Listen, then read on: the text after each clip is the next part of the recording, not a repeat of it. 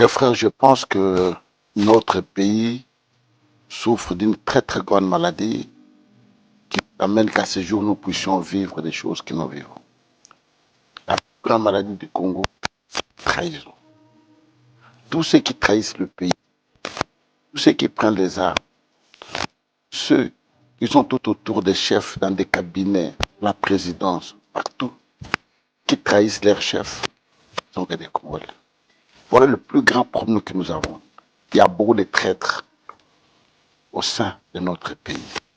Ça nous empêche d'évoluer. Ça nous empêche de développer notre pays à cause de ce système de la trahison. De deux, j'ai toujours compris que les Congos, nous n'aimons pas notre pays. Les Congolais qui détournent l'argent au Congo, il va l'investir ailleurs, il doit investir ailleurs, il abandonne son peuple. Alors que si nous aimerions notre pays, nous ferions beaucoup d'efforts pour rebâtir notre pays, pour investir dans notre pays. Ce que je demande aux Congolais, c'est d'aimer notre pays.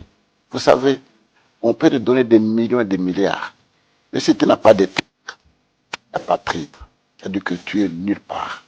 Vous regardez Israël aujourd'hui, ils se battent avec Gaza, Palestine, mais quand vous allez là-bas, c'est un désert. Un désert n'a absolument rien, mais ils se battent pour leur terre. Mais comment plus forte raison, nous qui avons cette immensité de territoire, 2 345 410 km², que nous devons abandonner. Aimons notre pays, investissons dans notre pays, travaillons dans notre pays. Et de trois, ce que je veux dire, il faut que nous ayons la cohésion, l'unité, l'amour dans notre pays, travailler comme les gens d'une seule famille. Nous sommes une seule famille. Notre famille, c'est le Congo. Notre père, c'est le Congo. Notre maman, c'est le Congo. Tout, c'est le Congo. Et nous devons bannir ce système de tribalisme. Un ministre dans son cabinet, c'est lui, sa femme, ses enfants, ses oncles, ses tantes, ainsi de suite. Sa tribu, ça ne fait pas pousser le pays d'aller dans l'avant.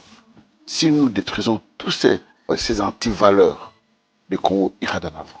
Moi, pourquoi je demande, peuple congolais, à tous ceux qui me suivent, aimons notre pays, bannissons la traîtrise, et puis soyons unis, travaillons dans la même volonté de reconstruire, de rebâtir ce grand pays qui est tant en vie.